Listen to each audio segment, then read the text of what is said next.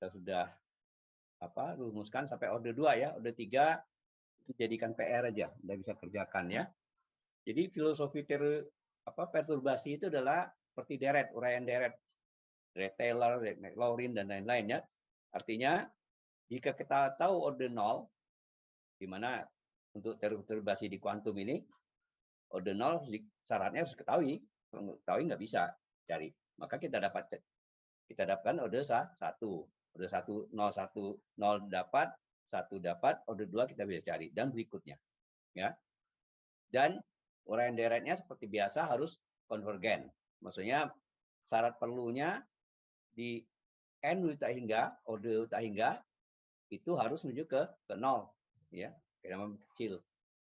Jangan menuju ke angka 1 misalnya, angka 0,1 enggak, itu pasti divergen. Ya kan itu syarat deret ya. Anda belajar di TPB di tingkat 1 waktu di S1 dulu ya. Kemudian selain dia harus konvergen ya, maka coupling konstannya harus kecil sekali. Maka tiap gangguan elektromagnetik atau kalau di teori modern kuantum untuk weak interaction, strong interaction, dan itu coupling konstannya mengecil ya. Kecuali gravitasi kuantum itu nggak bisa. Dari kuantum itu ordernya itu sama saja, jadi tidak menunjukkan gangguan, maka kita sebut non-renormalizable, unrenormalizable ya. Kalau yang lainnya renormalizable ya. Itu sebabnya teori quantum gravity belum ada itu karena kita mengkuantisasi ruang waktu sendiri ya. Ruang waktu kita kuantisasi nggak bisa tentunya ya. Sampai sekarang orang berusaha untuk itu, banyak cara dengan canonical gravity biasa, tapi ternyata persamaan geraknya untuk Hamiltonian itu ternyata constraint sendiri, jadi tidak ada dinamika, nggak bisa menggambarkan dinamika. Kedua, gunakan string theory, bisa secara matematik, tapi fenomenologinya, maksudnya penemuan partikel yang diprediksi string itu nggak ada, sekarang nggak ketemu. Jadi secara teoritis bagus, formulasinya mathematical oke, tapi fenomenologi atau eksperimentalnya nggak bagus. Jadi fisika itu walaupun teorinya bagus, kalau eksperimental nggak bagus, orang tinggalkan teori itu. Jadi ada dua, ujungnya di fisika itu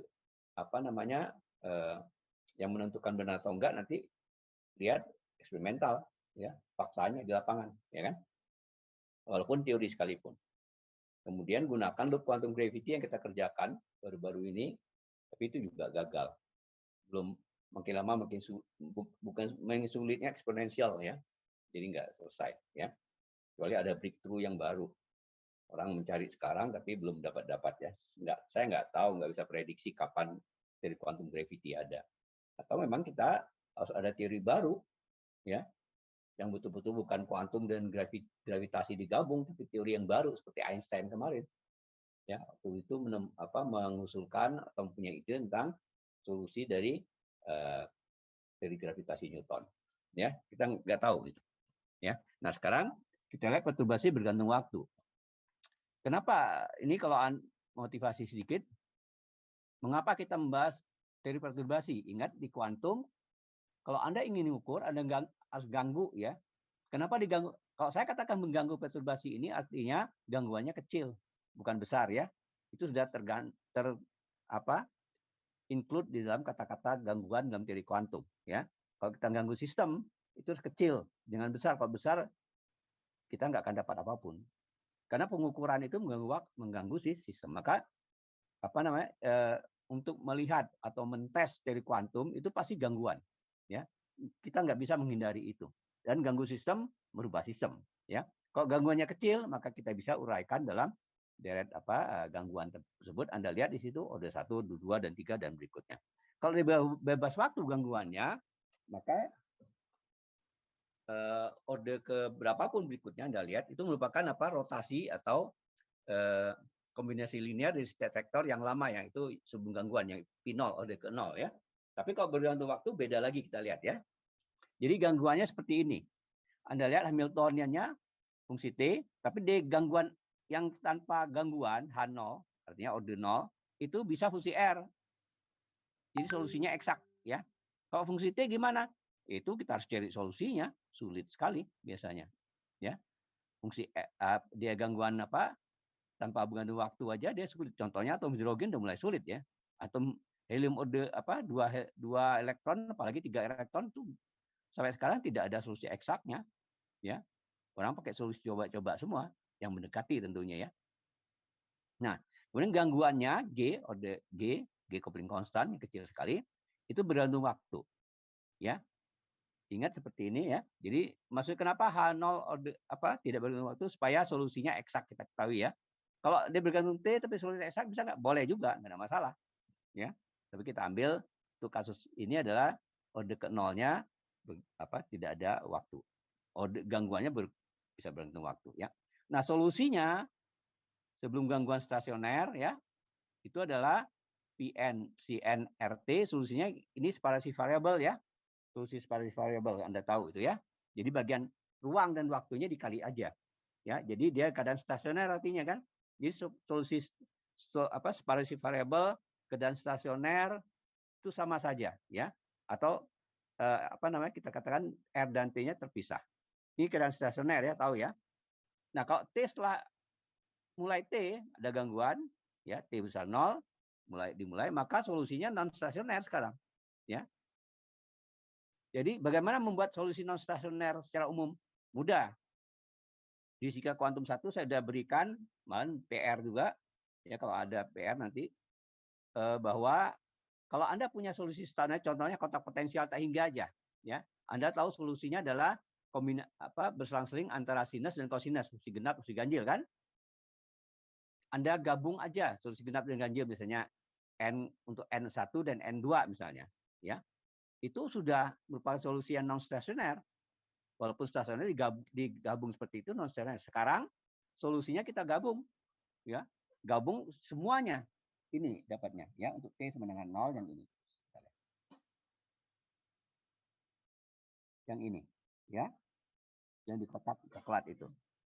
Jadi kombinasi linear dari solusi stasioner yang atas ini dengan koefisien kombinasi linear Cn fungsi T lagi ya, supaya lebih umum. Fungsi konstan bisa juga, itu non stasioner tapi lebih umum lagi fungsi T ya. Jadi kita ambil ansatz namanya ya. Ansatz ya. Karena yang konstan kombinasi linearnya konstan aja dia sudah non stasioner solusinya ya. Anda tahu beda stasioner dan non stasioner ya, Anda lihat di kuliah fisika kuantum 1 saya ya. Kalau nggak jelas Anda bisa tanya sekarang ya. Nah, dari sini jelas kita akan lihat ya. Kalau kita andakan normalisasinya seperti ini, maka Cn T kuadrat itu merupakan fungsi probabilitas dari fungsi psi RT itu. Paham? Ini. Ya, dan tentu jumlahnya sama 1. Anda paham nggak ini? Halo? Oke, paham ya? Ini fungsi probabilitasnya sekarang dinyatakan oleh Cnt kuadrat. Ya, kalau gitu Cnt-nya amplitudo probabilitas. Ya, maka Cnt kuadrat itu adalah fungsi probabilitas. Makanya kita ambil secara umum fungsi T, kombinasi linear ya. Oke, jadi kalau gitu sekarang kita tinggal mencari ini sebenarnya. Ya. Anda lihat ya. Oke. Nah, sekarang persamaan Schrödinger-nya bergantung waktu seperti ini. Ya, umum. Kita masukkan H-nya yang tadi, Cnt-nya ini jadi ini. Maka kita sekarang kalikan dengan fungsi MRT, kemudian adakan fungsi normalisasi ya. Jadi kita dapatkan persamaan diferensial terhadap T dari koefisiennya atau kita sebut amplitudo probabilitas. G di mana H1Mn itu adalah ini. Paham ya?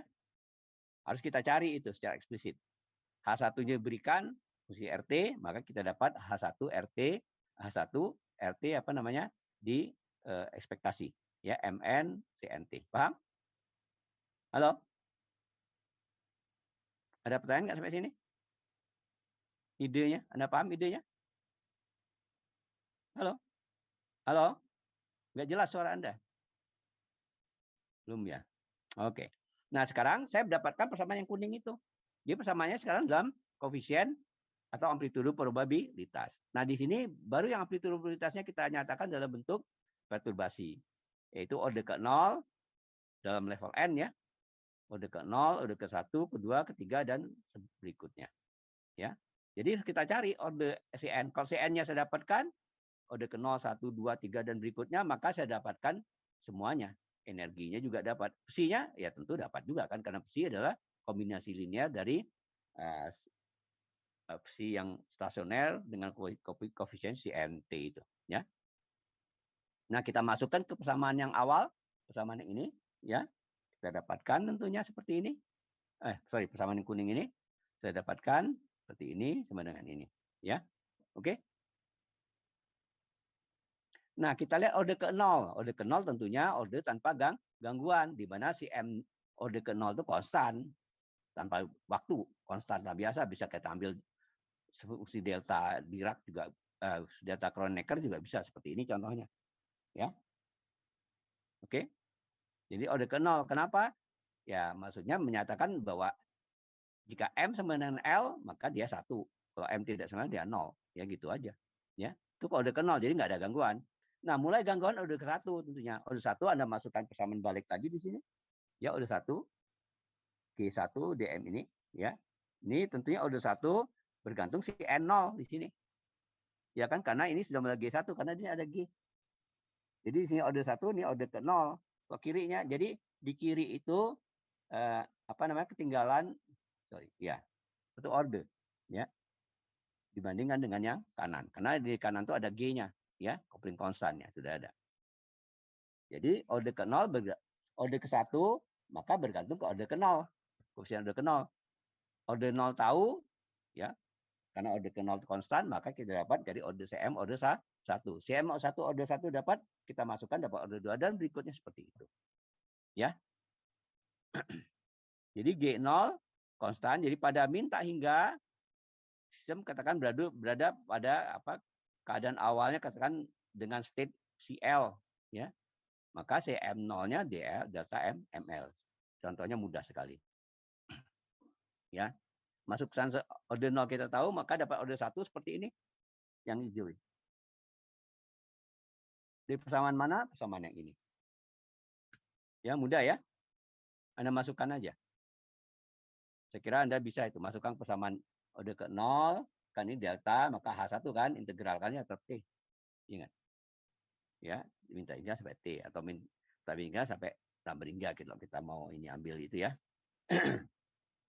Jadi dapat hijau. Kalau tahu orde 1 dapat orde 2 dan berikutnya. Ya. Jadi koreksi orde 1 kita lihat ya. Orde 1 kita turunkan dulu. Gangguannya H1 RT. Nah, ini juga kita bisa pisahkan gangguannya. Ya, artinya bagian yang berhitung R saja H1R dan bagian F kali T. Jadi separasi variabel seperti itu. Contohnya misalnya Anda punya gangguan H1R misalnya efek star, ya, yaitu medan atom hidrogen dalam medan listrik konstan. Anda beri misalnya medan listrik konstannya dalam waktu tertentu, periodik atau apa waktu 0 sampai T. Maka itu bergantung T sudah. Jadi FT-nya bergantung T, tapi H1-nya bergantung R. Karena efek star itu kan konstan. Itu sudah bergantung waktu dia. Jadi kalau Anda berikan waktu dalam waktu tertentu sudah bergantung waktu, walaupun konstan. Tapi kalau Anda berikan sampai lama sekali, ya itu tetap bebas waktu, kita ambil aproksimasi ya. Jadi akibatnya kalau saya ambil seperti ini, jadi ini rekayasa kalau gitu, ya. Gangguan umum gimana? Wah, nggak bisa kita kerjakan secara umum. Jadi gangguan-gangguan dalam teori kuantum, medan kuantum atau partikel fisik, teori partikel fisik itu dari teori medan kuantum dasarnya, ya. Semuanya medan kuantum, partikel fisik. Kita harus setel atau rekayasa gangguannya. Makanya kita punya apa?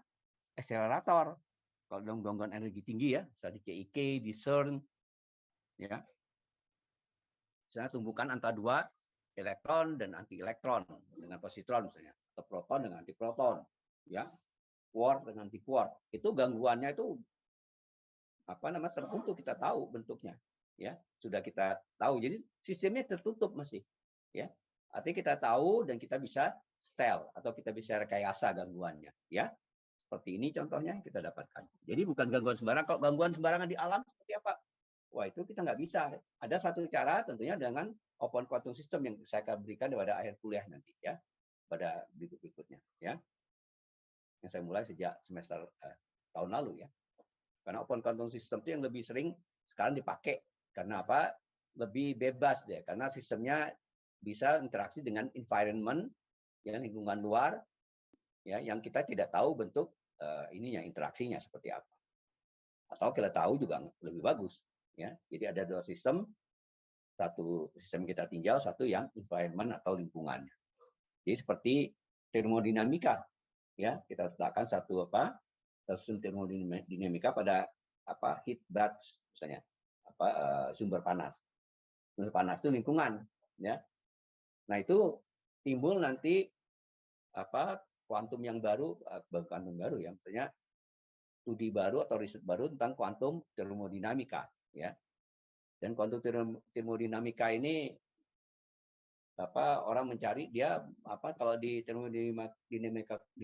dinamika klasik kita lihat mesin Carnot yang paling efisien, ini lebih efisien lagi, ya. Kita bisa mencari efisiensi untuk energi misalnya. Jadi energi yang hilang yang dijalankan itu hampir 1, ya. Itu hebat sekali di kuantum, dunia kuantum, ya. Orang bercita-cita kalau ada mesin kuantum bisa membuat mesin kuantum dengan efisiensi 1, ya. Itu luar biasa, ya. Oke, kita lanjutkan. Jadi dengan masukan gangguan seperti ini yang kita rekayasa, ingat, ya. Kita akan pisahkan antara gangguan yang FT, di mana FT-nya kita ambil fungsi epsilon aja, ya, E pangkat I omega MT, M dengan T, ya. Jadi kalau kita ini bisa, ya, omega ML tuh ini mungkin dibagi H ini, ya, di H coret, ya, seperti itu. Jadi omega ML-nya omega M minus omega L maksudnya. Jadi omega M itu adalah H1R, F di H1 M itu, yang L itu bagian ini omega L di FLT itu, ya. Jadi seperti ini. Jadi CM1-nya dapat seperti ini, integral ini. Di persamaan mana? Persamaan yang ini. Mana tadi? Nah, ini. Ya. 1L kita tinggal cari aja, dapatnya ini kan. Ya, Anda bisa dapatkan H1R-nya itu probabilitas, ini ekspektasi untuk yang keadaan bebas waktu. Tinggal cari aja kan, bisa integralkan. Bisa efek Stark kah, efek Zeeman kah, atau efek yang lain. Ya. Yang bagian waktunya sudah kita pisahkan di sebelah sini integral. Ya. Tapi dengan syarat seperti ini, ya. Jadi probabilitas transisinya seperti saya katakan CM1 T kuadrat. Order 1, ya, ingat, ya. Jadi ininya kuadrat, yang tinggal ini, ya. Integralkan kuadrat, ya.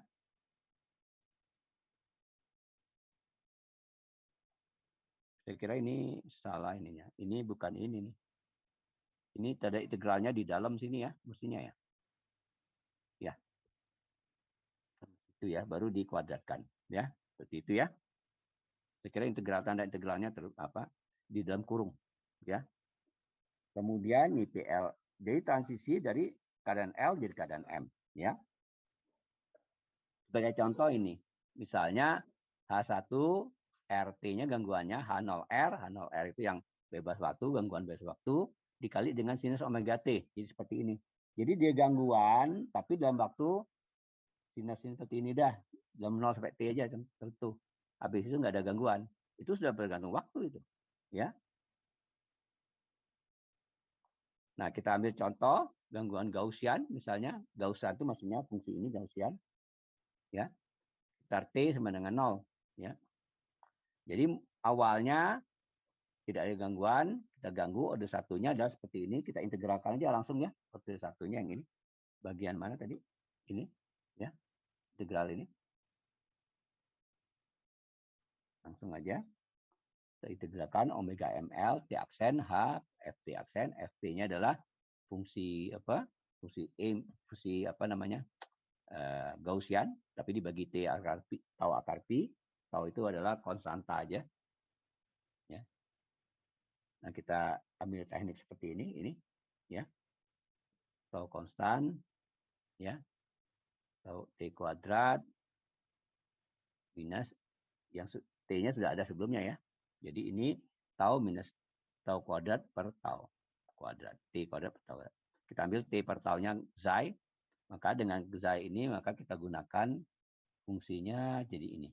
Nah ini bisa kita jadikan fungsi Gaussian. Yaitu kita ambilkan Xi minus I omega bar per T per 2. Di mana omega bar itu omega mn dibagi h rate tau kuadrat. Ya. Kemudian dikurangi dengan minus omega bar per 2. Jadi hilang ya bagian itu ya. Jadi yang ininya Gaussian, ini keluar konstan. Ya. Ini Gaussian kan. Jadi Anda ganti integrasinya seperti ini karena omega bar itu konstan, kita masukkan aja dalam tanda integrasi nggak apa. Jadi ini kalau fungsi Gaussian kita bisa integralkan mudah akar pi ya dari min tak hingga sampai plus tak hingga. Tapi kalau dalam angka misal dari A sampai B min 2 sampai 2 itu bukan akar pi. Itu namanya error function ya. Ada daftarnya. Paham ya? Anda sudah belajar itu kan? Ya. Halo? Iya, Pak. Jadi itu Anda bisa lihat daftarnya error function seperti itu ya. Tapi ini minta hingga sampai tak hingga, jadi ada fungsinya dan dapat seperti ini. Ya. Jadi PLM-nya dapatnya ini. Ya, ingat?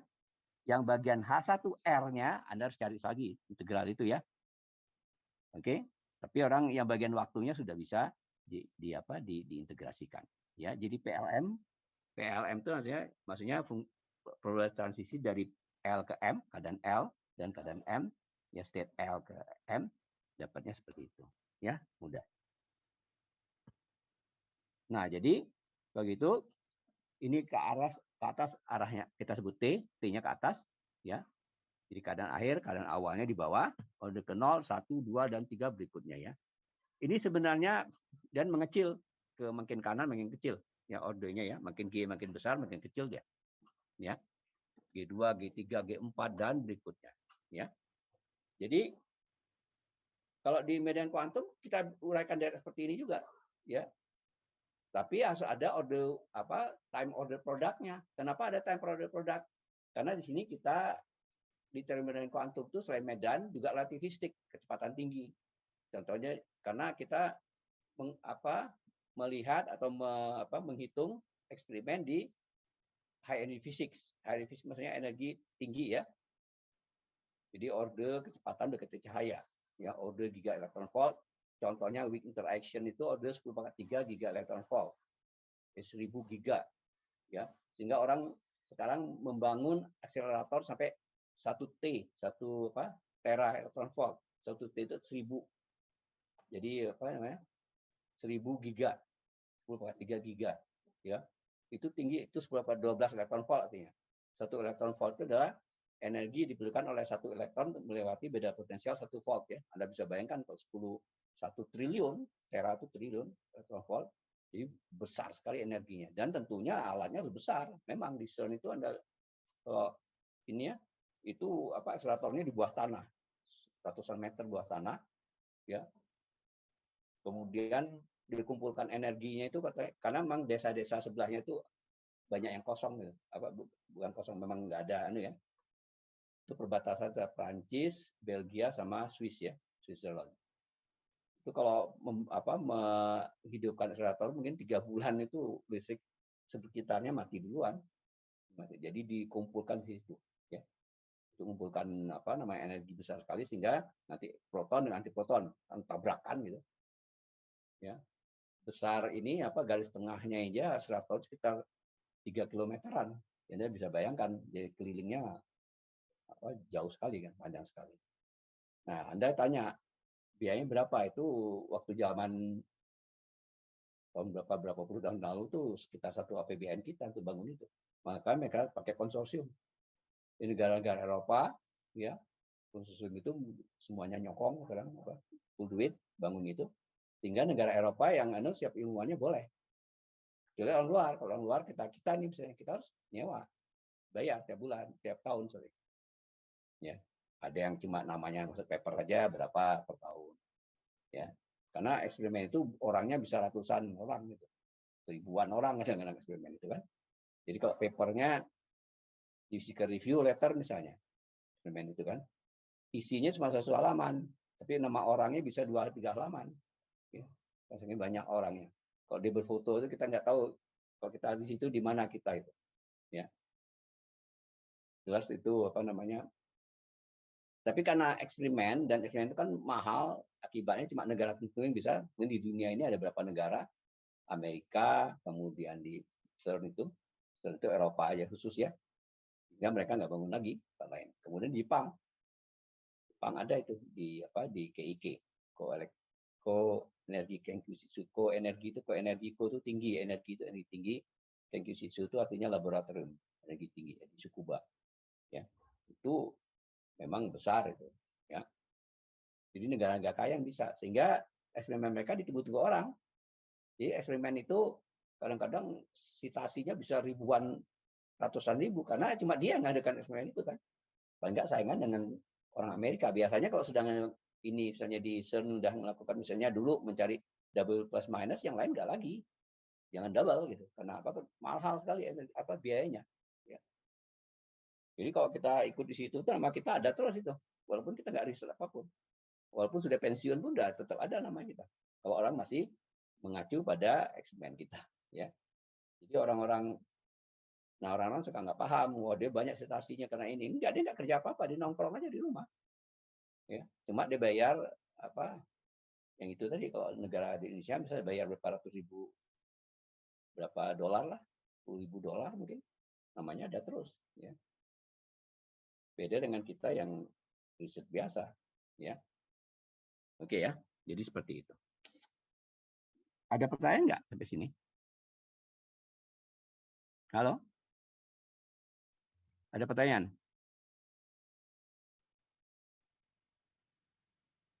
Ya, silakan aja. Ya, collider di mana? Ya.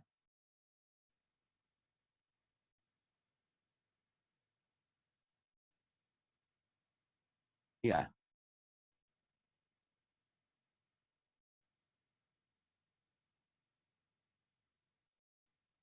Ada, justru di situ spin off namanya.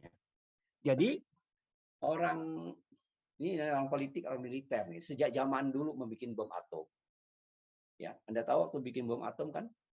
Itu kan kalau saintis itu suruh bikin bom atom, zaman Feynman, zaman Wheeler, Einstein, itu pada nggak mau mereka. Ngapain bikin bom atom untuk ngancurin orang gitu. Contohnya seperti itu. Dia nggak ngasih, dia jangan bikin bom atom. Jadi kamu coba riset tentang nuklir. Ilmu, ya. Tapi ketuanya tentu seorang jenderal biasanya. Kalau zaman itu kelihatan perang, nanti berikutnya. Ya. Jadi dia riset tentang nuklir. Riset tentang nuklir. Tapi hasil itu dipakai untuk bom atom spin off-nya. Paham? Jadi kalau riset tentang nuklir mau orang. Ya. Jadi Einstein dan macam mau. Tapi ternyata untuk bom atom nulislah Einstein surat ke Presiden Eisenhower waktu itu. Einstein, Szilard, dan lain-lain kan. Wah, ini untuk atom bahayakan nih. Oppenheimer sampai dia agak kecewa kan. Nah, di CERN juga sama, tapi sekarang damai, nggak ada perang. Jadi riset tentang partikel W plus minus, mencari itu kan unifikasi weak interaction sama elektromagnetik S2 1 ya. Itu adalah prediksi tentang W plus minus Z0 ya tahun 83 ditemukan, ya kemudian Higgs particle baru-baru ini kan Higgs particle, kemudian Higgs dapat Nobel ya kan. Yang nyari ini juga hebat, itu orang-orang hebat ya. Nah, sekarang Anda tanya, apa sih hasilnya? Hasilnya adalah Anda gunakan internet. Sudah? Tahun berapa Anda gunakan internet? Internet kalau di Indonesia tahun berapa mulainya?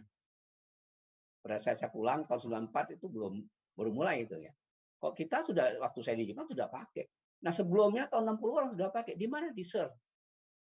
Itu internet. Internet itu adalah orang-orang psikoteoretik, high fisik untuk komunikasi. Karena apa? Coba kalau garis tengahnya 3 km, maka tiap pos kan ada ini kan, ada untuk pengamatan kan. Komunikasi nggak mungkin pakai mobil lah. Kalau jauh sekali enggak, tapi kalau dekat jalan kaki juga nggak bisa. Jadi pakai internet aja antara mereka. Jadi internet dikembangkan oleh orang CERN. Kemudian Anda tahu HPH, high physics teori yang di ini kalau mencari paper-paper itu kita sudah pakai Sejak zaman saya waktu mahasiswa S3 saya udah pakai itu, di sini belum tahu sama sekali orang. Itu sudah di Jepang. Itu namanya yang membangunnya Paul Ginsparg. Paul Ginsparg itu yang jagoan conformal field theory itu. Ya, mungkin orang yang teori tahu. Ya. Kemudian dikembangkan. Jadi pertama untuk itu, sebelumnya untuk militer. Tugas-tugas militer. Jadi di situ dipakai. Sehingga dipakai sekarang udah orang internet udah biasa ya. Kemudian ini superconductivity. Untuk membuat akselerasi partikel begitu cepat, maka partikelnya arus partikel harus ada hambatan berarti nol kan? Ya kan? Kalau ada hambatannya ya terlambat terus oleh hambatan tersebut. Tumbukanlah dan lain dengan partikel lain. Cara bikin hambatan nol itu gimana? Oke, Anda udah belajar kan Mas Ika? Gimana caranya? Pakai kabel biasa nggak bisa. Pakai apa? Superkonduktor. Superkonduktor itu. Superkonduktor sekarang pakai untuk apa? Untuk ini, kereta listrik. Kereta di Shinkansen, kereta TGV, Prancis, kemudian di mana lagi? Jerman, segala macam. Trans-Euro. Mereka pakai itu. Superkonduktor. Ada lagi komunikasi? Ada. Ya. Untuk perang bintang tempoh hari itu. Sekarang kan, dan malahan ada filmnya kan? Anda pernah lihat filmnya nggak? Tentang hasil CERN ini. Ayo, terkenal filmnya. Pernah lihat? Belum, Pak. Ya, Anda pernah nonton filmnya Dan Brown, apa namanya?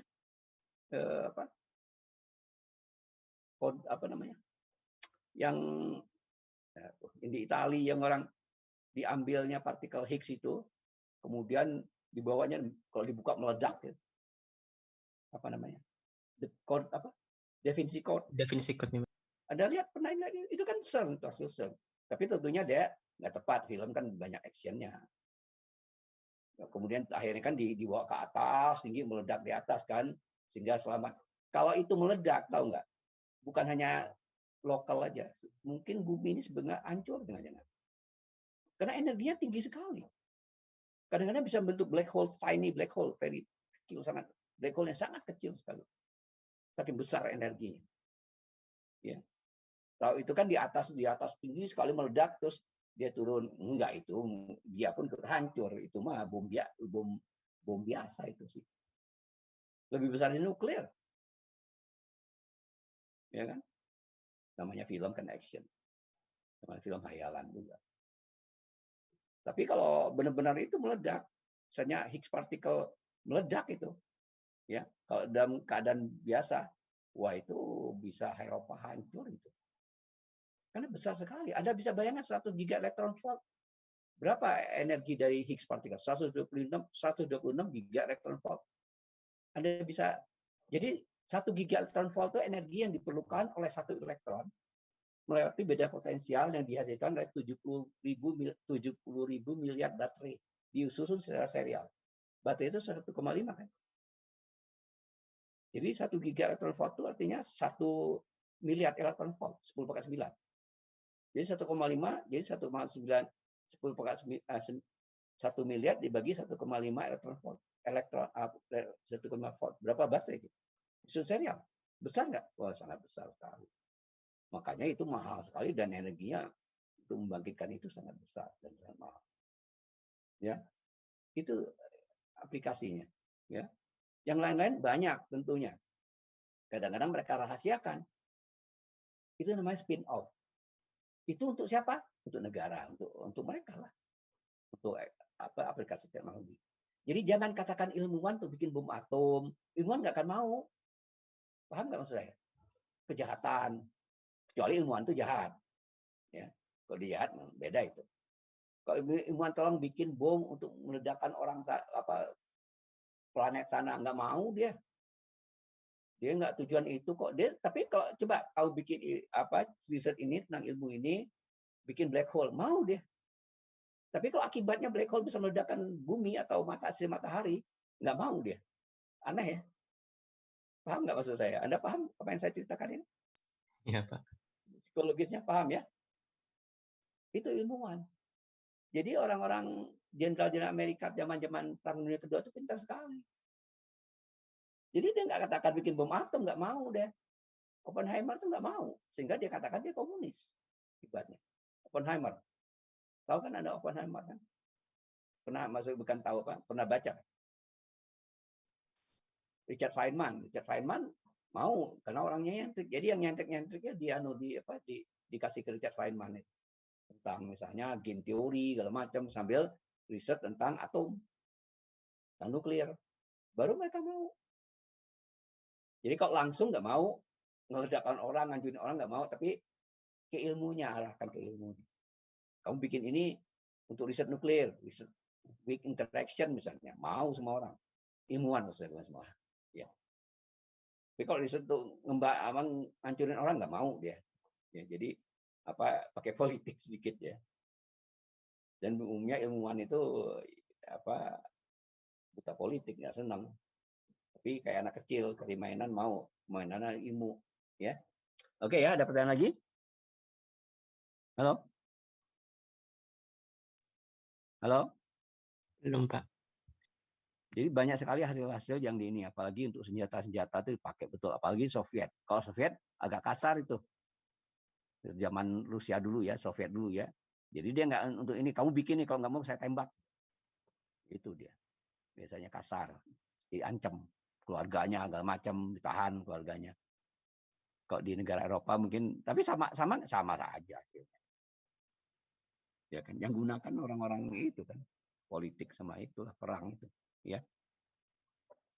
Kalau ada sekarang bom nuklir meledak, nggak satu pun manusia dunianya survive, dengan mati semua, hancur semua. Bumi pun belah mungkin.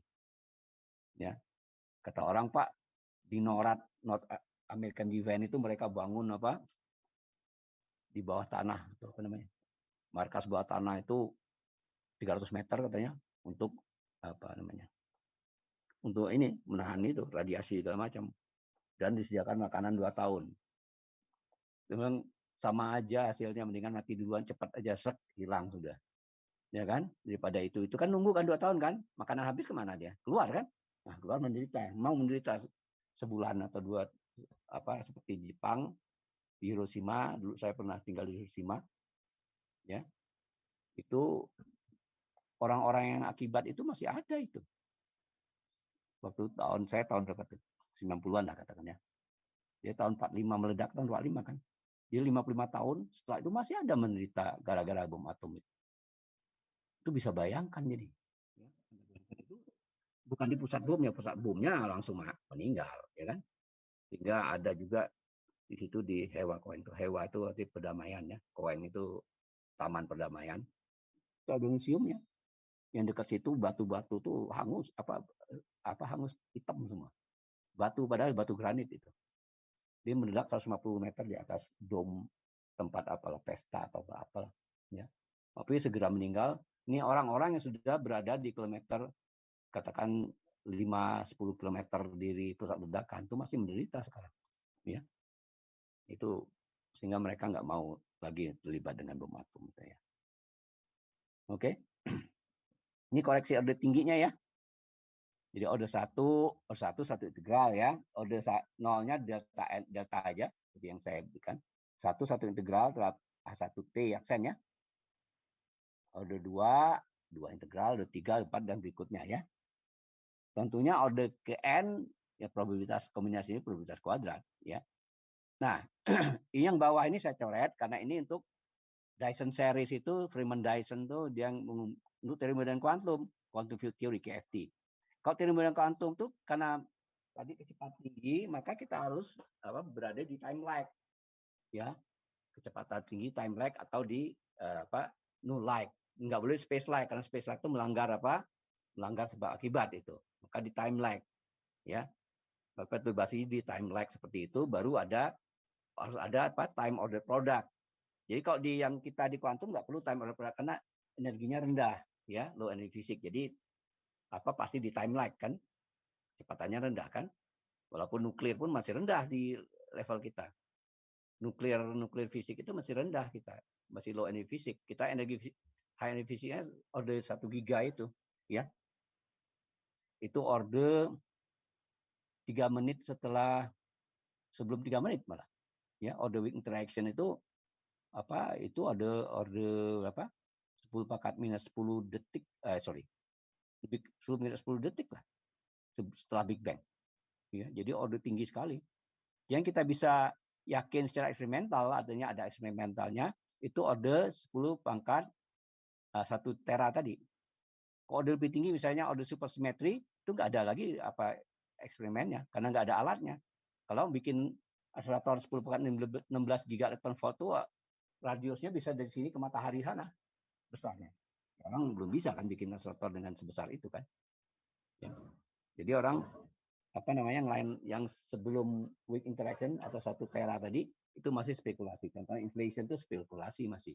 Walaupun hasil probe itu bukti secara yang sudah ada itu bisa didapat. Contohnya CMB ya. Oke, jadi ini berikut ada pertanyaan nggak sampai sini? Mau tanya Pak. Ya, silakan.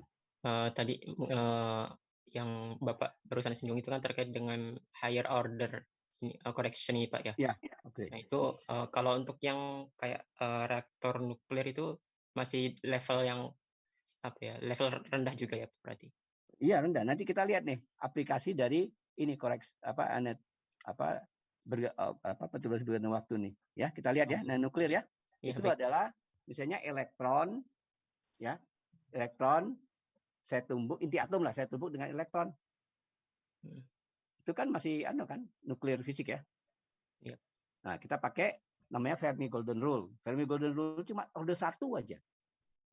Itu udah disebut Fermi Golden Rule. Itu Enrico Fermi yang menurunkan itu. Order 1 aja, perturbasi bergantung waktu ini, disebut Golden Rule. Golden Rule artinya apa? Rule yang emas, kaidah emas gitu loh. Jadi order 1 aja sangat berguna sekali. Itu Fermi menurunkan. Nanti kita pakai yang B contohnya ya. Saya tutup dulu ini share. Saya stop dulu share ini ya. Untuk contoh itu ya. Baik, Pak. Nah, ini Fermi Golden Rule. Ya. Ini Fermi Golden Rule. Jadi perturbasi order 1 aja. Hebat ya. Order 1 aja. Itu udah pakai untuk nuklir macam. Order 2, 3, 4 nggak ada gunanya. Kenapa? Terlalu kecil. Ya, karena masih low. Tapi kalau di teori medan kuantum bisa order 2, order 3, order 4. Saya itu bisa ngitung loop order 2. Saya menghitung order 6. Ya, tapi itu 2 dimensional ya. Afintoda itu loop order 6 itu berapa loop? 2 loop. Ngitung integralnya panjang sekali. Bukan sulit, harus teliti. Tapi sekarang orang pakai ini, komputer simulation, ya, dikembangkan oleh Ed Hoff. Ed Hoff itu kalau Anda nggak tahu, ada belum datang ya, mungkin ke sini belum kuliah di sini ya. Tahun 2016 dia pernah datang ke sini. Ed Hoff itu penang Nobel Fisika tahun berapa ya? Tahun berapa? Hadian atau Anom tahu ya? Ed Hoff. Saya nggak hafal, Pak. Nggak ada. Kamu pernah ketemu Ed Hoff waktu itu? Enggak ya? Waktu itu ketemu Pak 2006. Ketemu ya? Kamu udah waktu itu S1 ya? S1 Pak ya. Lama seminggu di sini. Kita temenin lah. Ya. Ini yang nemenin Doni, ada Doni masuk. Doni masuk nggak? Nggak ya? Doni nemenin tuh. Sampai bawa ke Bogor segala macam. Dia itu ngembangkan diagrammer namanya. Schoonship ya, bahasa ininya. Ngembangkan tuh untuk bukan simulasi. Menghitung ini perturbasi teori medan kuantum. Dan itu panjang. Dan harus teliti, ya, teliti benar. Saya pernah terjebak ngitung itu yang saya katakan itu, aduh, sampai sakit, demam gitu. Demam maksud saya ini ya daya tahan kita lah. Ya. Itu cerita lama ya. Ini sekarang tiba-tiba jadi kita klasifikasi ininya perturbasinya. Jadi FT-nya kita ambil ya. Yang HR-nya nggak perlu lagi ya. HR1 RT kan. Tapi kita ambil FT aja bergantung waktu ya. Seperti yang tadi. Ini 2 cos omega T atau sinus kosinus. Bukan sudden tiba-tiba gini. Ini perturbasi harmonik aja sebagai contoh ya. Ini perturbasinya. Oke. Jadi T kecil 0 nggak ada gangguan. T besar 0 baru mulai gangguan. Jadi seperti ini. Ya. Maka transi order 1-nya pada level K, order 1 aja ya, ingat ya, order 1 aja. Biasanya orang nggak tulis lagi di sini order 1-nya, ya. Karena ini sudah kita ambil order 1, ya. Seperti ini. Jelas kita masukkannya FT ini. Ada 2 kan? Ya, 2 bagian ini ya. Kemudian tindakan seperti ini bisa ya. Jadi CKT-nya ini ada 2 bagian. Nah, amplitudo probabilitasnya bukan probabilitas transisinya, bukan amplitudo ya. Probabilitas karena kuadrat. Kalau amplitudo itu belum kuadratnya. Probabilitas transisinya fungsi ini aja. Ini ada dikuadratkan ya. Nah, ini ada bagian yang suku silang. Suku silang ya. Suku silang nanti 0 kita ambil. Nanti kenapa 0 kita lihat berikut. Jadi kita ambil suku yang kuadrat suku silang yang bagian kiri ini dengan ini kita ambil bukan menuju 0 nanti ya. Jadi suku silang yang bagian pertama ini adalah bagian emisi. Bagian kedua adalah absorpsi. Absorpsi apa? Foton contohnya. Kenapa itu? Ya, Anda lihat di sini. Yang terjadi di sini untuk apa paling besar probabilitasnya tentu pada keadaan resonansi yaitu omega KL. KL itu omega K minus omega L ya. Itu terjadi pada minus omega mendekati atau plus omega. Kalau dia minus omega artinya apa? Terjadi emisi. Jadi sistem mengeluarkan foton. Paham ya? Kenapa minus itu? Karena energinya lebih kecil kan? L-nya kan? Ya, paham ya? Kalau yang absorpsi artinya ini positif. Jadi pada karena akhirnya energinya lebih besar. Ya kan? Ya. Halo? Iya benar, Pak. Oke. Nah, itu suku silang itu overlap ini menuju 0. Kalau kita ambil waktu lama. Omega K LT-nya jauh besar 2pi. Ya. Sehingga dapat diabaikan. Paham? Paham nggak? Di sini aja coba. Omega KL kali T jauh besar 2pi. Ya. Maka sinus C-nya menuju ke 0. Sinus T Anda tahu nggak ini ya? Saya tulis nggak sih? Ini sinus C. Ini sinus C. Ya. Sinus C itu bukan sinus X bagi X. Ya. Ini kuadrat dibagi dengan omega KL juga kan? Ya. Ini. Jelas? Jelas ya? Jadi sinus C ini omega KL-nya sudah dimasukkan ke sini. Nih. X. Ya, sudah? Nah, saya gambarkan fungsi sinus C. Anda sudah tahu ini sinus C itu fungsi ini. Kalau Anda pernah belajar di difraksi. Ya, ini seperti ini. Jadi dia itu ada cuma mendekati theta atau theta-nya ini ya. Kok tadi omega K ini ya. Ini theta-nya ya. Mendekati 0. Kenapa? Karena sinus theta mendekati 0 kita uraikan dalam deret. Ya, sinus itu artinya minus theta plus theta pangkat 3 minus plus minus kan? Ya. Dan ini ada 1 ya. Sorry. Oh, ada ya. Nah, kemudian bagi theta yang ini hilang kan? Ini limit theta menuju 0. Jadi pada saat theta menuju 0 yang survive cuma ini aja kan? Karena kan ada theta, ya. Oke. Yang lainnya 0. Ini. Yang lainnya 0. Jadi tinggal 1, ya. Jadi dia ada cuma mendekati theta 0. Kalau di sini bukan theta 0 tapi ini. Omega KL plus omega menuju 0. Kali T menuju 0. Ini. Ya. Kalau dia menuju 0. Kalau dia untuk 2pi segala macam ya langsung aja 0, ya kan? Untuk 2pi 0 itu ini maksudnya. Makin lama makin kecil. Ya kan? Jelas Anda gambar itu? Anda jelas nggak ini? Yang grafik di bawah ini ya, Pak? Ya. Kenapa ini gambarnya seperti ini? Tahu? Masih belum paham saya, Pak. Oke, coba. Ini namanya sinus C ya. Tulisnya. Jadi sinus theta bagi theta. Oke? Ini cuma ada kontribusinya di yang theta menuju 0 aja. Kenapa? Coba. Theta menuju 0 kita uraikan direct kan? Minus theta plus theta pangkat 3 dan berikutnya ya. Ya. Ini ada kuadrat. Ya. Jadi yang survive itu tentu suku theta kuadrat karena theta kuadrat dibagi theta kuadrat sini jadi 1 kan? Ini kan theta pangkat keduanya theta dengan theta ini theta pangkat 4. Pangkat 4 bagi theta kuadrat sama dengan apa? Theta kuadrat di sini kan? Betul ya? Kemudian ada theta pangkat berapa lah sebenarnya. Yang ini untuk theta mu 0 ini jadi 0 kan? Yang ini. Tinggal ini kan? Artinya untuk theta yang besar dia diambil menuju ke 0. Jadi karena ini bagi theta yang berikutnya tentunya mengecil karena theta ini membesar. Untuk theta yang tidak 0. Jadi mengecil. Nah, ini juga sama, ya. Kalau di atas 2pi, artinya paling besar, tetanya membesar di sini, maka dia mengecil fungsi ini, sinus C itu. Paham? Jika dapat diabaikan. Jelas? Ya, cukup jelas, Pak. Ya, oke ya. Coba ada gambar kalau nggak ya.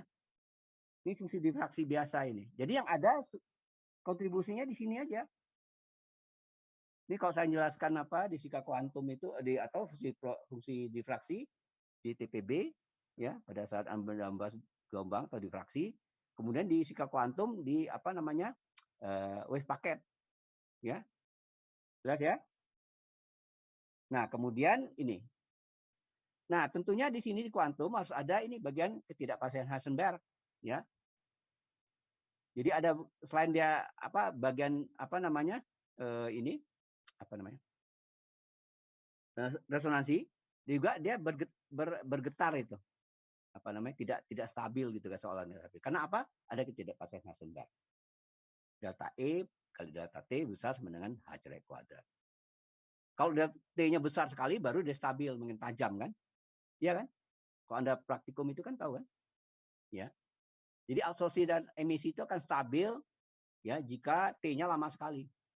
Tapi karena akibat apa yang apa namanya ketidakpastian Heisenberg bagian yang apa sisa-sisa itu mendekati nol semua. Contohnya pembangkitan laser ya. Ini absorpsi emisi foton tersimulasi gangguan harmonik. Gangguan harmonik itu artinya gangguan di luar yang sifat Ft sama dengan kosinus tadi atau E pangkat plus I atau E pangkat minus I plus E pangkat minus I ya sudah ya. Ini contoh itu ya. Kemudian limitnya katakan T-nya besar sekali. Nih, T besar. Yang tadi gangguan yang tadi juga tetap harmonik tadi, tapi T-nya besar sekali. Ya. Jadi ya untuk T sangat besar, maka salah satu delta Dirac itu ini T sangat besar ya. Ini ambil fungsi delta Dirac. Jadi yang bagian delta Dirac-nya seperti ini. Atau bagian yang emisi apa namanya? P absorpsi emisinya jadi ini. Yang bagian ini coba. Untuk delta T yang besar sekali omega T ya bagian ini ya jadi delta Dirac karena delta Dirac itu definisinya apa ada fungsi limit T dengan sinus omega T per atau sinus ini paham udah ya ini menjadi fungsi delta Dirac jadi probabilitas transisinya jadi delta Dirac aslinya omega KL-nya sama dengan plus minus omega tajam sekali resonansinya. Jadi untuk T yang panjang dia menjadi tajam sekali. Ya. Ini T yang tidak begitu lama, tapi di sini T yang lama sekali. Tajam. Paham? T rendah. Ya. Jadi kita bisa mendefinisikan kecepatan probabilitas transisi atau kecepatan transisinya dPLK dt aja, dp dt aja. Ini kan fungsi T fungsi 1T kan T per 1 kan jadi 2pi ini. Jadi konstan ini. Jadi Anda nggak heran kok melihat apa dalam eksperimen dalam spektrometer itu apa untuk yang makin lama itu makin tajam. Ya, karena menjadi delta Dirac bagian bagian omega T-nya. Ya. Ada pertanyaan nggak sampai sini? Halo? Ada pertanyaan? Ada? Ada atau enggak? Enggak jelas, Pak. Sudah jelas ya? Oke. Saya mau tanya, Pak. Ya, silakan. Untuk yang grafik delta Dirac ini kan ini mungkin memastikan ya, Pak. Berarti kalau delta Dirac itu berlaku ketika T-nya lama terus dan itu kan syaratnya T-nya lama sehingga resonansinya stabil ya, Pak. Iya. Nah, berarti khusus untuk delta Dirac itu ketika dia dalam kondisi stabil dan beresonansi dia menghasilkan yang tajam, kurva tajam ini. Betul. Pak, ya? Betul. Karena menjadi delta Dirac. Delta Dirac itu definisikan ini nol integralnya ya. D omega lah. Ya. Delta omega d omega. Itu definisinya diminta ingat sampai tinggal ya. Itu ada dua. Satu jika omega sama dengan nol. Nol omega tidak sama dengan nol. Oke. Jadi dia tajam cuma satu aja fungsi. Itu fungsi delta Dirac. Di omega itu kalau Anda baca seperti ini agak sulit bacanya. Dia bacanya paling mudah di bawah integral, soal integral. Dulu orang mengira delta Dirac itu bukan fungsi. Dirac itu kan orang fisikawan. Dia orang matematik ngira ini bukan fungsi nih. Ternyata ini fungsi distribusi namanya. Itu kemudian yang ngakui adalah mathematician sendiri, yang namanya Schwarz. Tapi orang matematik yang lain nggak ngakui tadinya. Schwarz itu ahli statistik, dia baru ngakui bahwa ada itu fungsi. Ya. Jadi data Dirac itu fungsi seperti cuma satu titik, satu garis saja. Jadi untuk T yang lama, gangguan T yang lama, ya. Kalau Anda lihat di osiloskop, T yang lama itu baru distabil. Jadi gangguannya seolah-olah harmoniknya lama sekali, ya. Anda lihat osiloskop kan? Itu kalau Anda Fourier transform ke itu dalam bentuk omega ya, domain omega. Kalau Anda transformkan T delta Dirac itu jadi satu garis. Paham? Ya, Pak, paham. Ya. Sebaliknya kalau domain omeganya delta Dirac, maka domain T-nya cuma menjadi fungsi harmonik. Jadi gangguannya lama, ya. Kalau misalnya delta T-nya sebentar aja dipancung, maka dia tidak jadi delta. Jadi domain frekuensinya banyak nyampur di situ, banyak sekali. Ya, jadi dia tidak delta Dirac tapi bentuk fungsi fungsi yang terpotong gitu. Ya, contohnya ini fungsi ini kali. Ya. Jelas ya? Mohon maaf, Pak, mungkin bisa diulangi, Pak, yang tadi yang untuk fungsi sin C kuadrat itu bagaimana tadi, Pak? Sin C kuadrat itu yang kaitannya dengan delta Dirac tadi, Pak. Oh, ini nih. Delta Dirac itu definisinya ini. Fungsi ini. Limitnya enggak tapi ini. Ini saya bisa ubah jadi sin C kan? Ini sin C. Iya, bisa. Oh, iya. Ya? Iya, Pak. Udah ya, tapi limit T minta hingga ya. Jadi jadi delta Dirac ya. Kalau T-nya sebentar aja tidak, dia menjadi fungsi seperti ini. Ya, baik. Jelas? Ya, jelas. Sin C biasa aja. Jadi kalau delta Dirac artinya tajam sekali, mungkin tajam. Tidak ada lagi gerak yang bergerak. Kalau Anda lihat spektrum bergerak kan, seolah tidak stabil itu. Ya. Kalau Anda praktikum di osiloskop atau di elektronika ataupun di fisika modern, Anda paham pas, ya.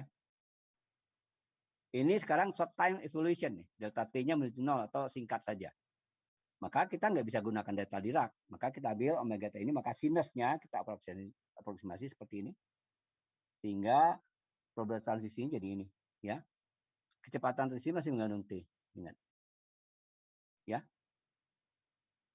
Oke. Jelas ya? Kalau ini mudah ya. Jadi ada short time dan long time, ya. Nah, kemudian kita masukkan efek ketidakpastian Heisenberg untuk energi waktu ya. Jadi ini ya, maka Anda dapatkan untuk long time ketidakpastian energinya adalah 0, artinya tajam sekali. Jadi ketekanan energi berlaku atau terpenuhi. Ya. Kalau saya eksaknya yang ini. Kalau untuk short time T delta T0, maka delta E ini tak hingga. Maka terjadi yang tadi saya katakan, yang seperti ini fungsinya. Tidak tajam, jadi ada bagian yang kiri kanan karena ketidakpastian Heisenberg, sehingga rapat keadaannya tidak satu. Kalau ini rapat keadaannya satu energi aja kan, pasti ya, yang ini ya. Yang ini rapat keadaannya banyak. Jadi kita tidak bisa mengatakan rapat keadaannya satu, tapi tidak bisa mengatakan fungsi tunggal. Energi akhirnya tunggal saja satu aja, karena memang itu long time. Tapi untuk yang short time kita pakai rapat keadaan akhir, ya fungsi, ya ratio of final state. Karena itu fungsi probabilitas transisinya kita integralkan ini final state-nya dari delta K jadi minus delta EK ke plus delta EK. Paham? Paham nggak ini? Jadi yang ini saya ganti jadi ini. Ada integralnya. Density of final state-nya. Ya. Untuk yang short time evolution. Ada pertanyaan di sini? Halo? Oke ya. Oke, saya lanjutkan. Nah, sehingga kita dapat yang untuk short time. Ya. Jadi probabilitas dari L ke K. Jadi ini tadi sudah ada integral muncul sekali lagi karena density of final state. Karena ada delta EK-nya besar sekali. Jadi kita integralkan terhadap energi ya, karena density final state. Jadi final state-nya di sini energinya bukan satu, tapi banyak nih. Ya. Kalau yang long time ini cuma satu, ya. Jadi integralnya terhadap energi aja, ya.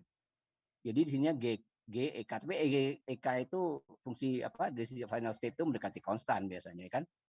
nggak terlalu banyak berubah gitu, ya. Jadi GEK kita integralkan di sini menjadi ini, karena GEK-nya mendekati konstan, kita keluarkan aja di tata integral, karena D beta itu ada energi ya, mana tadi beta? Beta itu definisinya ini, energi ya. Jadi ini adalah sin kuadrat beta per beta kuadrat itu sama dengan pi, yang mudah integral itu, ya. Anda integralkan aja, ya. Jadi kecepatan transisi probabilitasnya W, ya, pakai W ya, bukan omega.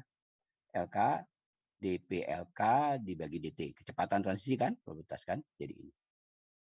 Oke, ini kita sebut Fermi Golden Rule. Kecepatan transisi order 1 saja, ingat. Order 1 saja, ya. Jadi sudah ampuh sekali. Order 1 aja udah hebat sekali ini. Ya, ada pertanyaan sampai sini? Jadi kalau gitu kecepatan transisi itu selalu mengandung pertama kalau dia yang agak pendek waktunya density of final state. Ya, kalau dia panjang nggak ada density-nya satu aja khusus tadi. Kemudian tentu dikali dengan atau bergantung kepada apa transisi apa namanya? Integral order 1 dari Hamiltonian yang hanya R saja, T-nya sudah selesai kita integralkan. Itu Fermi Golden Rule. Ada pertanyaan di sini? Halo? Ada pertanyaan nggak? Mau tanya sedikit, Pak. Ya, silakan. Berarti kalau apa untuk yang Dirac tadi apakah juga kecepatan transisinya menggunakan ini, Pak? Soalnya mengingat tadi kan Bapak Bisa. bilang bisa ya, Pak. Bisa, Walaupun bisa. density of state-nya kecil Satu. tadi. Ya. Satu kan kecil ya. Ini. Ya. Ini Oh. kecepatan transisinya. Jadi density of state-nya sama dengan delta di Dirac ke yang long time. Oh iya. Tapi ininya tetap. Ya kan? Anda lihat nih, bandingkan dengan yang short time ya. Ini. Short time ini tetap, ini density of final state. Paham? Kalau tadi yang delta Dirac itu untuk yang short long time. Paham? Oh iya, paham, Pak. Oke ya, jelas ya. Jadi ada dua elemennya. Density of final state dikali dengan apa? Tuh, jadi kecepatan transisi dari keadaan L ke K ya. Untuk order 1 saja. Ini Fermi Golden Rule itu ngafalnya mudah, jadi adalah sebanding dengan density of final state dikali dengan transisi order 1 apa? Integral H1 pada ini aja. Probabilitasnya. Iya. Kuadratkan. Kalau dia long time jadi Dirac, kalau short time jadi GEK yang fungsinya fungsi EK, tapi sebenarnya itu cuma mendekati konstan aja, ya. Itu Fermi Golden Rule. Dan ini dipakai sampai kemana-mana. Ini contohnya ada dua sebenarnya saya berikan. Pertama itu tentang yang tadi Anda tanyakan itu, gunakan nuklir itu bagaimana menggunakan Fermi Golden Rule jika apa inti atom, kita mau tahu inti atom kan? Karena inti atom. Kok keadaan elektron luarnya sudah tahu orang itu dalam teori atom. Kalau inti atom beda lagi itu. Jadi di sini nuklir itu tentunya lebih besar dari untuk mengetahui elektron luar aja. Elektron luar itu biasanya orang-orang kimia ya atau siapa lah. Tapi kok mengetahui inti atom kita harus energinya cukup lebih besar lagi kan? Fast neutron misalnya atau elektron, fast elektron gitu kan. Karena apa? Untuk mengetahui inti atom ada shieldingnya elektron. Yang paling mungkin itu saya tembak dengan neutron biasanya kan. Atau saya tembak dengan elektron tapi lebih tinggi sehingga melawan gaya tolak dari elektron di inti atom, apa yang mengelilingi inti atom. Ya, seperti itu ya.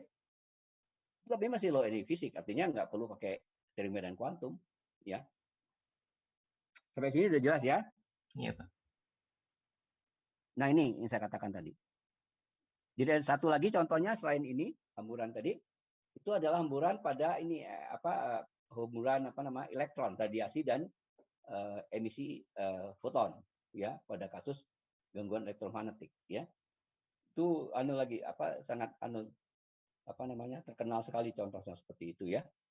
Mungkin saya bisa contoh, tapi yang sudah dicatat di sini contoh untuk yang Fermi Golden Rule dalam hamburan dan aplikasi Fermi Golden Rule hamburan aja, yang satu lagi belum ditulis itu. Tergantung papan tulisnya sebenarnya. Ini kan papan tulisnya kecil nih di layar komputer ini. Untung nih Doni yang buat ini ya, jadi saya nggak perlu nulis lagi. Kalau kuliah fisika dasar gampang, karena rumusnya pendek. Kok kuliah kuantum, termodinamika kuantum, apalagi relativitas umum tuh paman tulisnya panjang, ya. Oke, ada pertanyaan nggak?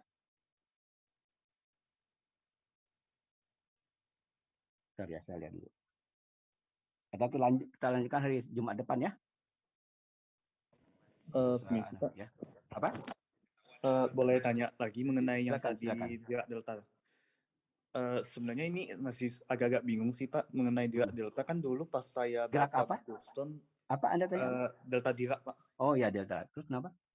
Kalau dulu pas saya baca bukunya Stone itu kan ada main-main soal weak derivative untuk kayak membuatnya jadi fungsi distribusi. Itu maksudnya bagaimana Pak?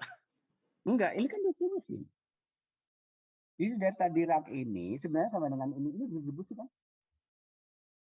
Ini fungsi apa? Fungsi sinus T tadi ya. Ini. Ini fungsi distribusi kan? Anda lihat. Distribusi kan seperti itu kan? Mirip seperti itu kan? Yang Anda kenal anu lah, Gaussian aja gini. Ya kan? Di Gaussian kan? Distribusi Gaussian di statistik. Atau Poisson. Mirip-mirip juga kan? Jadi fungsi distribusi itu adalah umumnya adalah dia selalu di ujung-ujungnya menuju nol. Jelas? Supaya apa? Apa syarat itu? Saat itu saya perlu supaya apa? Fungsi distribusi integralnya adalah berhingga. Kalau dia menuju 1 di ujung-ujung atau menuju 0,01 aja, dia pasti divergen itu. Bukan fungsi distribusi. Anda nggak bisa menginterpretasikan sebagai distribusi. Ini distribusi ini kan Anda udah kenal nih. Sekarang untuk long time jadi delta Dirac ini distribusi juga kan? Jadi distribusinya tajam gitu. 01, 01 gitu. Di omega T sama dengan, ini omega T sama dengan 0 ya. Itu sama dengan 1.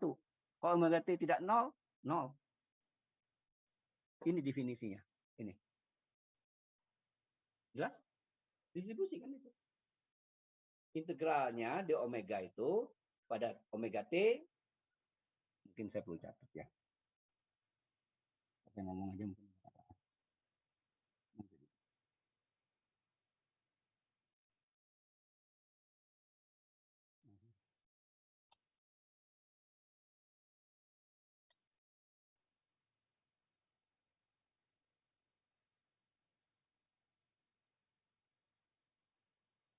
Jadi fungsi delta Dirac itu misalnya delta X minus X0. Ini agak susah, biasanya tanda juga tanda integral.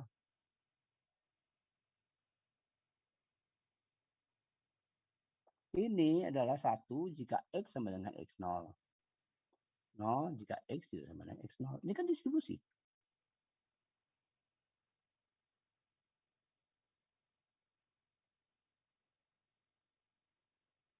Ini menurut Anda ini. Tapi integralnya 1. Distribusi kan? Halo? Iya Pak. Terus? Yang mau tanya apa lagi? Kalau dulu pas saya baca di buku Stone itu ada dibahas mengenai weak derivative sih Pak. Cuma Derivatif delta. kayak derivatif lemah gitu sih Pak, turunan lemah. Oh, itu nanti itu kita belajar ini khusus. Ada nanti ini di fungsi delta Dirac ini banyak anunya aplikasinya, ya. Umumnya di statistik atau di fisika yang nemukan pertama itu Dirac. Ya. Dirac sendiri. Dia definisikan aja, dia nggak belajar matematik. Dia dari fisika, intuisi fisis ya. Ya ada lagi sifat-sifat lain, tapi saya tentu nggak saya catat yang penting-penting aja, yang kita pakai aja. Ya. Kok belajarnya banyak sekali, ada kok. Tapi kita ambil yang penting aja ya. Oke. Gitu ya. Oke Pak. Ada lagi pertanyaan? Saya mau tanya Pak. Ya silakan. Kalau untuk Fermi Golden Rule itu berlakunya cuma buat gangguan yang harmonik atau bisa untuk gangguan yang lain juga? Yang ini diturunkan untuk gangguan harmonik. Jadi gangguan yang sudah tertentu kan, nggak bisa gangguan sembarangan kan. Contoh gangguan harmonik yang apa? Harmonik itu maksudnya tertentu waktunya, satu periode atau apa maksudnya, ya. Jadi waktu tertentu aja. Saya bisa nggak ganti fungsi delta Dirac misalnya, Fermi Golden Rule dengan fungsi konstan T, 0 sampai T, fase tertentu pada periode tertentu dia stop. Bisa juga, Anda harus rumuskan lagi. Tapi Fermi waktu dia pakai ini. Karena pada saat itu orang rekayasanya tentunya gangguan-gangguan pada emisi foton, absorpsi foton, kemudian gangguan elektromagnetik, yang semuanya umumnya gelombang yang ganggu ya. Foton itu kan gelombang, ya. Sekarang kita sebut partikel lah, ya. Partikel foton gelombangnya ada, ya gelombang, maka harmonik dia gangguannya. Ya.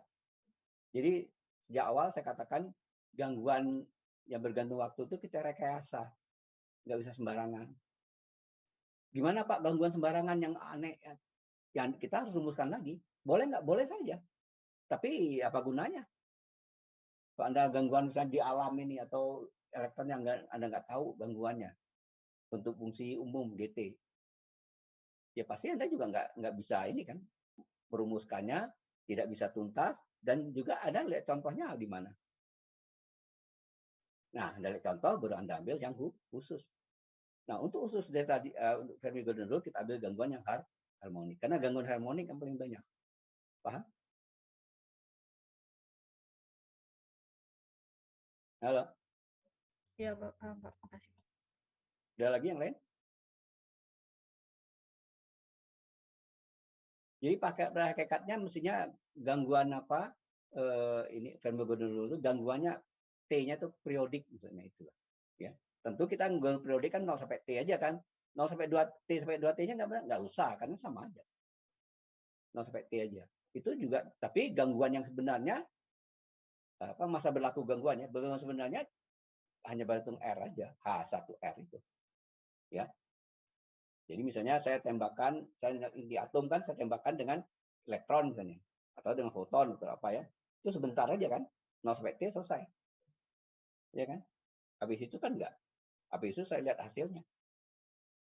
Gangguannya seperti apa. Itu yang kita lihat dalam contoh soal ya.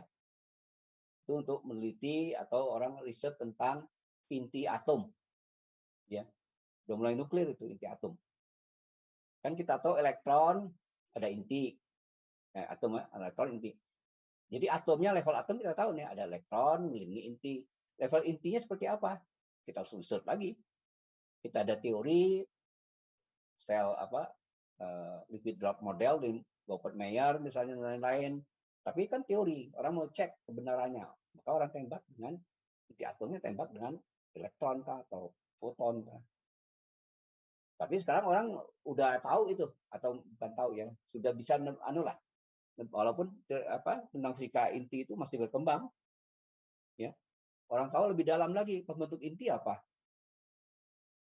Tadi kan bentuk atom, elektron dan inti. Inti di pusat, elektron ini. Kemudian inti kita lihat nanti ya ada neutron, ada proton. Tapi seperti apa formasinya? Anda bisa bayangkan ya formasi proton dan neutron? Apakah seperti lini pusat lagi? Nah, itu kita lihat. Ada teori maupun eksperimen, cocok nggak? Berikutnya, setelah tahu inti atom, proton, neutron, elektron, dalam proton, neutron itu apa lagi isinya? Tersebut quark kan? Itu teori quark. Ya. Nah, dalam quarknya apa lagi? Ada lagi, ini teori Abdus Salam sama ini, Diogaspati ya, preon katanya. Dalam dunia preon, nah kalau itu nggak bisa habis dong. Makanya orang ambil sampai ini aja, udah quark aja selesai deh. Ya. Nah, lebih dalam dari ini apa lagi? String. Udah, kalau gitu kita belajar string aja deh. Superstring. Tapi sayang superstring ini fenomenologinya nggak selesai. Nggak ada. Ya. Kalau superstringnya zaman saya dokter dulu belajar itu tahun-tahun itu masih sedang hangat-hangatnya. Jadi saya juga ikut. Ya. Belajar teori superstring. Sampai teori M sekarang. Habis itu orang nggak mengembangkan teori itu lagi. Karena apa? Fenomenologinya nggak jelas. Ya. Mungkin satu saat kalau sudah ketemu, contohnya gravitino atau partikel-partikel lain ya, maka orang muncul lagi superstring. Ya. Kita lihat aja nanti. Ya. Oke, ada pertanyaan lagi? Halo? Tidak, oke. Kalau itu saya slide dulu ya. Kita akan lanjutkan hari Jumat insya Allah ya. Terima kasih. Assalamualaikum warahmatullahi wabarakatuh dan selamat pagi. Waalaikumsalam. Waalaikumsalam warahmatullahi wabarakatuh. Terima kasih banyak. Yuk, saya end ya.